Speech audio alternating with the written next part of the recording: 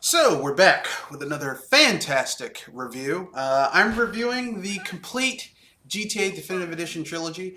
Now, this is unique.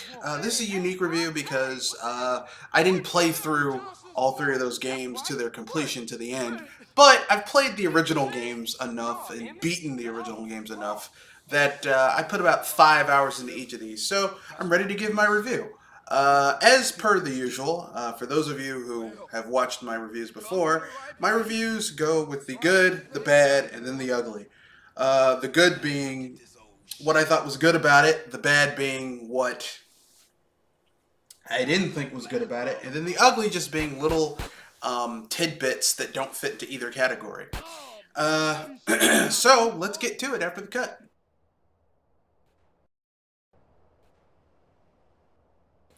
So, the good about this game is about the definitive edition trilogy is they are these games are high resolution, like true high resolution.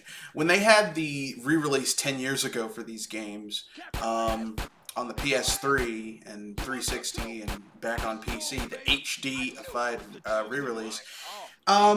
It was very underwhelming. It was like 720p, but still basically the same game. The models didn't look that much better than they did back in the day. Um, really, for the longest time, if you wanted to get a really good high definition experience of these games, you had to get them on PC and then mod the ever loving shit out of them. And graphically, I mean, a lot of the character models, a lot of the art assets look better than they ever have. That's also a problem. We'll get to that'll be in the bad as well. So with that being said, you might ask yourself, what other good things are in this game? Well, there's never been more control options for how to shoot stuff like that. The driving has been put more in line with modern shooters. Now, if you're playing this game, the classic versions, the driving was kind of like the PS2, where you had to press the X or the B button or whatever, the X or the A button in order to accelerate. Now it's a little bit different. It's more like modern sandbox games where the R trigger is accelerate, and the left trigger is brake, and then I think one of the bumpers is for handbrake, stuff like that. So they've modernized the controllers a little bit. But make no mistake, this is very much the PS2 game, the sixth gen game, just like with a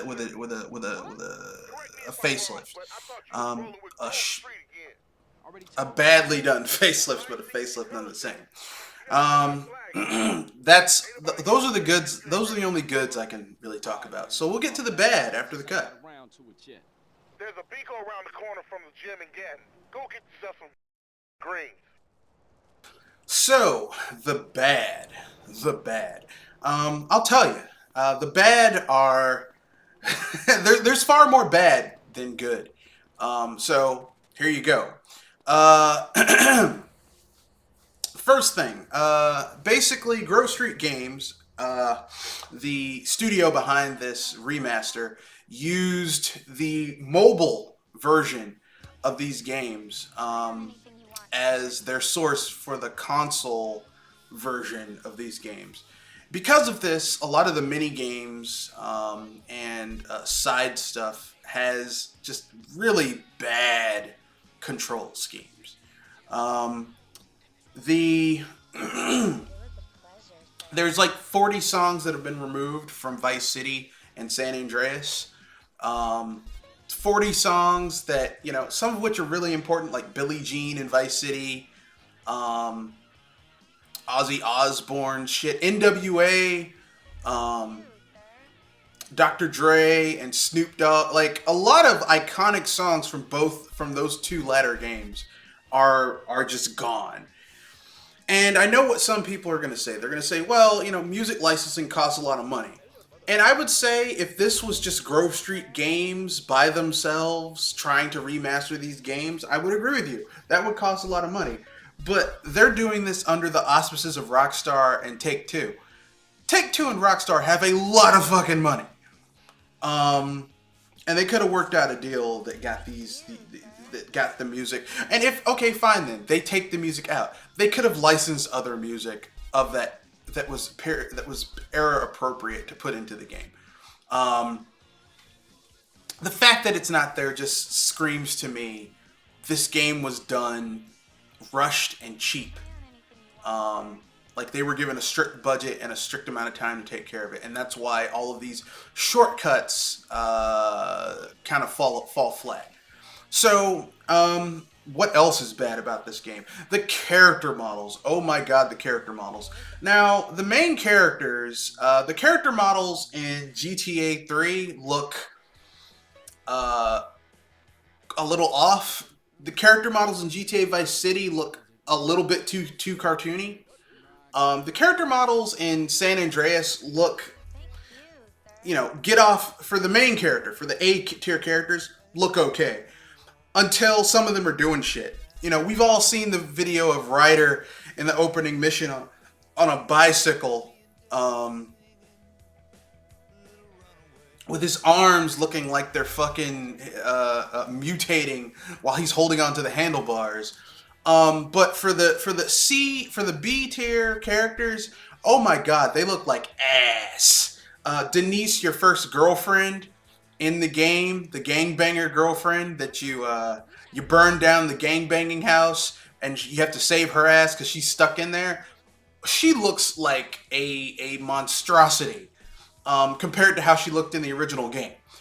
So, like, this game is very much like I don't know what Grove Street. Well, I've heard what they did underneath the hood. Basically, what Grove Street Games did, because they were given like 2 years to make this, allegedly, is they used a machine code compiler to up-res everything into Unreal Engine 4. Now, I don't have anything against that. But the problem is that no one went after that and looked at the character models, with a human eye to say, okay, does this work? Does this work? Does this work? Because you can clearly tell that there was some shit missing in the stew. There are some ingredients missing. There was that human touch is missing in this remaster, this definitive edition. What else is missing from the definitive edition? Okay, in GTA on the PC, one of the cool things you can do on the PC version, I don't remember if I did this in GTA 3, but in Vice City and San Andreas, is on PC you could create your own user-generated track radio station by putting music in there and listen to it. You can do this in GTA 4, you can do this in GTA 5, you can do this in GTA, I presume you can do it on GTA 3, but you can do it on GTA Vice City and San Andreas on PC as well. You know what you can't do? Can't do it in the quote-unquote definitive editions, which just proves to me that Rockstar just, like, this was a dropped ball all around. So you have bad character models. Oh yes, have I forgotten? They pulled out the draw distance, and there's no mid tier with the rain. We all saw the rain debacle where when it rains you literally cannot drive. Like it's like you're in a gale force type 2 weather event precipitation when it's raining around there. I mean, basically what I'm saying is this. This game, this trilogy is just sad. It's sad. It makes everyone look bad. It makes Rockstar look bad. It makes Take-Two look bad. It makes Grove Street Games looks bad. It makes Nintendo, Microsoft, and Sony, who allowed these games on their platform in the state that they were in, look bad. Like, because, I've said this before. This game runs like ass on every single platform um, it's on PC and consoles. Was there any quality control with these games, or were they just rubber stamped to go through? Apparently, it runs the worst on the Switch. So, and Nintendo themselves self-published this game on the Switch. They handled the port, not the port. They handled the publishing. So, did anyone over there at Nintendo say, "Hey, we might have to, this shit's not running properly"? I mean, this is just a series of really bad decisions with this definitive edition. I haven't even gotten to how Rockstar went after modders who basically fixed a lot of the issues that are in the definitive edition. Modders fixed on the original version through modding. I mean, this is bad. This is embarrassing, and Rockstar should be ashamed of themselves. Take-Two should be ashamed of themselves. Grove Street Games should be ashamed of themselves. Basically, they all should be ashamed of themselves. So we'll get to the ugly after the cut.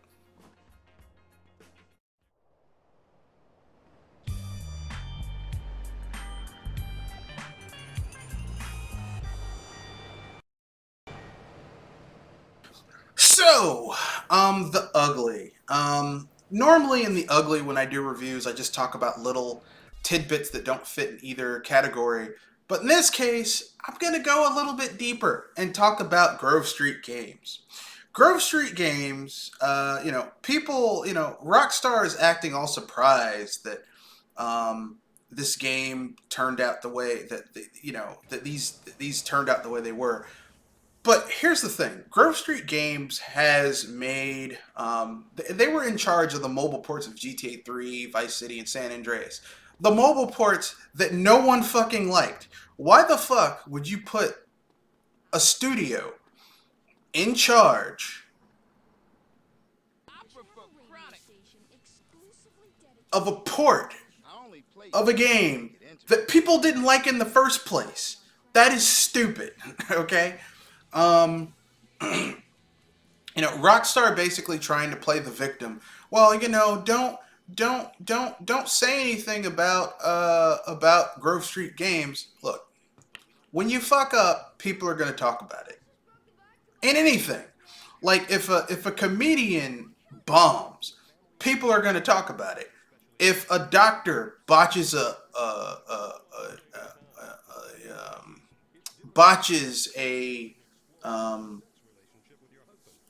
operation, people are going to talk about it. If someone fucks up on their job, people are going to talk about it.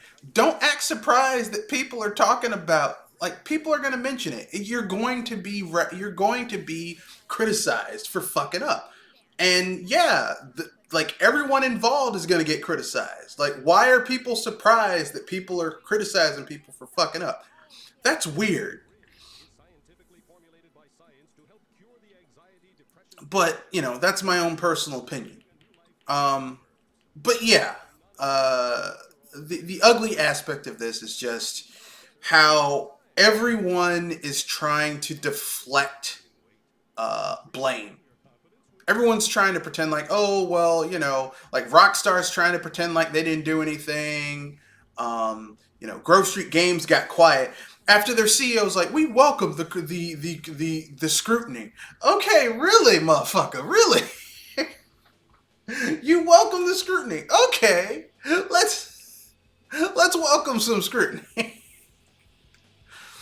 I mean, it's clear to me that Rockstar knew that this game was not ready for prime time, and that's why 3, 4 months ago, 5 months ago, they were doing all these DMCA takedowns, because clearly someone who was looking at this game knew, yeah, this shit is not ready. It's not ready. It's not ready for prime time. And the fact that people just kind of let it go it's sad. It's sad. Because I mean, I sat down and played.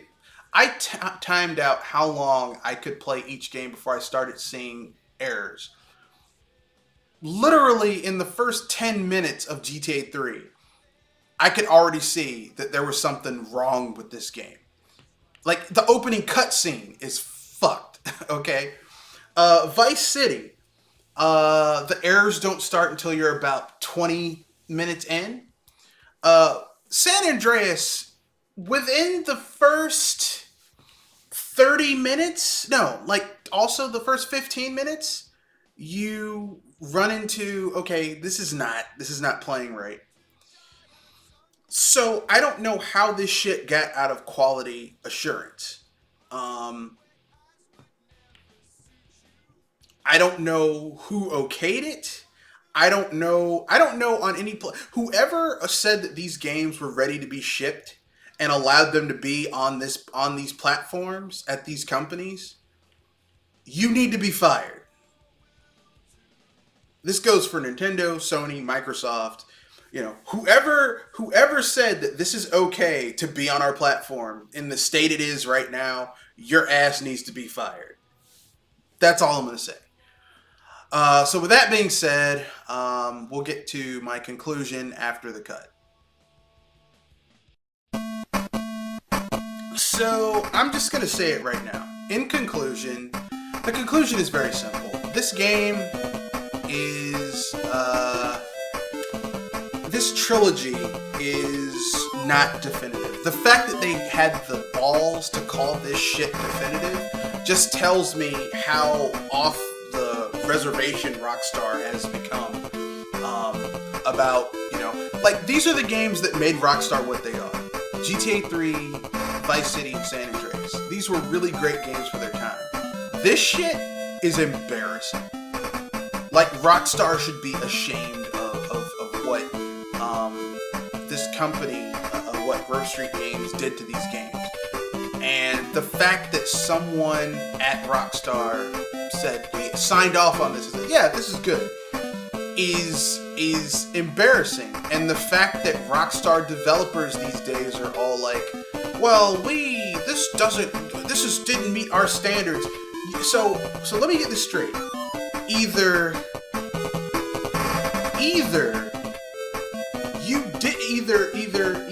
someone rubber stamped this shit going out, which is just incompetence, or you knew the game was fucked like this and you put it out anyway, which is maliciousness. Either way, this game is, this trilogy is this definitive edition trilogy is a goddamn joke, and Rockstar should be ashamed of themselves. Take-Two should be ashamed of themselves. Grove Street Games should be ashamed of themselves. The consoles that allowed these games to be on their platform, they should be ashamed of themselves. They should really be like, you know what? We fucked up. No excuses, they fucked up. So with that being said, you know, do I recommend this game? A resounding hell no. You know, if you have to play GTA, if you absolutely have to play the GTA trilogy, my advice to you would be just to, if you already have it on Steam, play it on Steam. If you have it on, if you don't already have it, get the classic versions via Amazon. You know, where if you get it through Amazon, you'll just get a code that you can input through Steam. If you get the classic edition, that's your best bet. We have a podcast every Wednesday and Saturday, 7:30 p.m. to 9 o'clock p.m. We also do videos, and peace.